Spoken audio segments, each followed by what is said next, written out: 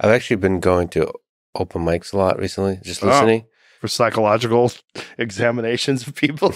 No, it's actually really inspiring to me to see people that, some are funny, some are not so funny, unapologetically trying, putting it all out there night after night, like eating shit.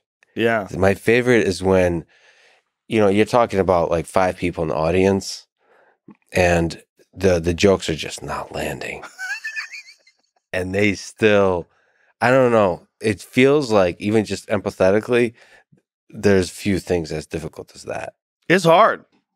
I still remember inspiring. those days. Many comics will say this, and I think Dane Cook was the first person I heard say it publicly, that if he ever had to go back and do it again, like from scratch, doesn't think he could do it. Doesn't think he could endure the struggle of open mic to, ultimately to success. And the numbers of people that try it and fail versus try it and succeed are off the charts. I don't know if there's any other art form that has such a low rate of success. Because it's psychological. It's torture. It is torture, and it's also not something you can learn. Like, here's the thing. Like, if you you play guitar, you can learn to play guitar. Someone can teach you the chords, and if you do it, you could do all along the Watchtower. You could play it. You can't teach someone how to do comedy. You think it's you're funny or not, or can you still figure it out? Like, can you still learn? You can figure it out. Yeah. Can you start Can you start being unfunny? Yes. And become funny? Yes, it's possible. It's not easy though. You're gonna have to eat a lot of shit. You're gonna have to eat a lot of shit, and you're gonna have to examine why you're not funny, and you're gonna have to spend a lot of time with uncomfortable thoughts and try to figure out what it is. Like, what's missing? Like, and could you edit your stuff and make it better? Maybe you need to do drugs. Maybe you need to get involved in psychedelic drugs and rethink the way you interface with reality itself. Maybe you need your heart broken.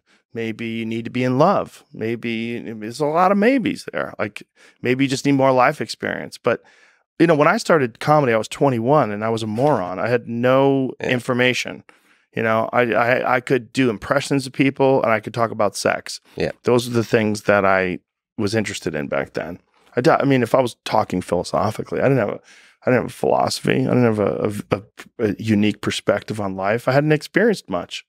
So every time you bomb, it forces you to introspect, to ask questions of yourself, and then that's how you actually develop a philosophy. Yeah. Or what you actually believe. You learn through doing. And I think you could say that about podcasting too. Yeah.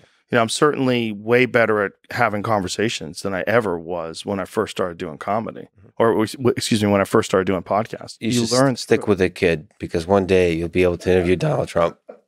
You'd be mad enough to handle that conversation. How hard is it to do? Because I've been really curious. It's been on my bucket list because I'm terrified. I want to do everything I'm terrified of. You got to do stand-up? No, but I do want to do like 5-minute like open mic. Why don't you do Kill Tony? How hard is it to do 5 minutes, would you say? It's hard. Well, it depends on, how long you've been thinking about doing comedy. It depends on how you look at things. And also depends on your style of comedy. Like, the most difficult style of comedy is I think like Stephen Wright's style is probably the most difficult style of comedy, complete non sequiturs. One subject doesn't lead into the next. There's no flow to it. It's just, I noticed this, I noticed that, and then there's this, and then there's that. And that's hard to memorize, and it's really hard to piece together an hour of non sequiturs. But it's easier because you can rely on the joke. It sits more with the joke. Like, whether you're funny or not is on the actual material versus like the timing and the energy, the dance with the audience, right? Because like if you don't have the raw jokes like Stephen Wright does or Mitch Hedberg, then you have to. It's all about the delivery. Yeah, and that they either kill or they bomb. Is it random? Like whether they kill or bomb? Yeah.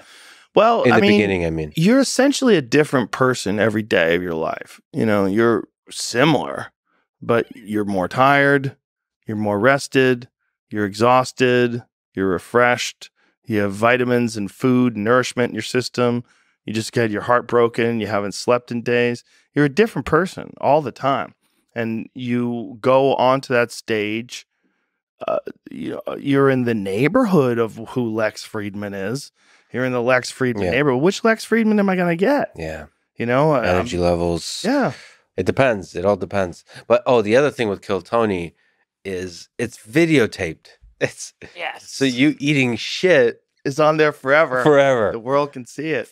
But it's one of the most important shows in comedy. It's the most important show in comedy because, first of all, it establishes stand-up in a sense that, like, for the open micers, for the people that are starting it out, it establishes that the most important thing is to be funny. Like, this is what the art form is all about. And there's a lot of insecurity attached to that, a lot of fears. And so to alleviate some of those insecurities and fears, people will decide that the message is more important. And they'll pretend that, like you have to have like, you have to be socially aware, that you have to promote things that are positive in your comedy, which is bullshit. The people that say that, they're all bad. They're all bad at comedy. And that's where the insecurity is. It's like they can't just kill. So they have to pretend that they're supposed to be socially aware. And that being socially aware is an important part into society. Like, let me explain something really clearly. There's not a fucking person on earth who's ever changed their life because of a joke. That's not what they're there for. They're there for jokes. The people that say that, they say that socially important comedy is the only comedy that's necessary, the only comedy that you have to do.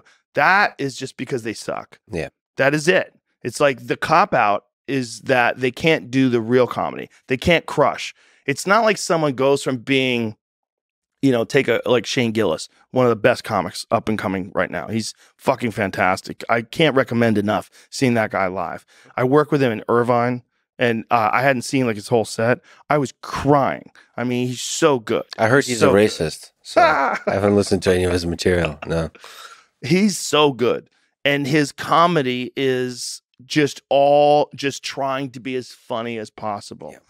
There's not a chance in hell that guy's just going to go woke and is just going to start promoting some sort of, socially conscious agenda that's, facetious and just a bunch of nonsense that he's trying to elevate his own personal brand and virtue signal. That's not going to happen.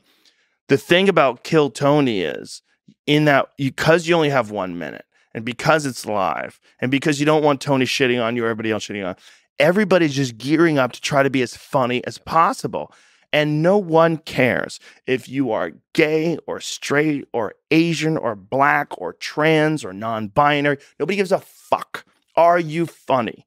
If you're funny, you're in, and everybody loves you. You could be 80, you could be 20. Nobody gives a shit. You could be a woman or a man or ambiguous. Nobody fucking cares.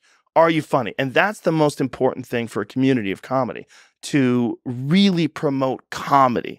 Just funny. Just be funny. And so in that sense, Kill Tony is a real cornerstone of comedy. It's a reminder what comedy is supposed to be about. Yeah. That said, even the funniest stuff has underneath it some wisdom that comes out of it. But that's not the primary goal of it. Yeah, I mean, it might be inspiring and fun. Oh, Tim Dillon's a great example of that. Yeah. I mean, he's got some amazing insights in his comedy, but it's fucking comedy. It's all about the funny. Yeah, it's all about the funny. He's the best at doing that, especially in a podcast form, about weaving like really important points in with hilarious, obviously just jokes.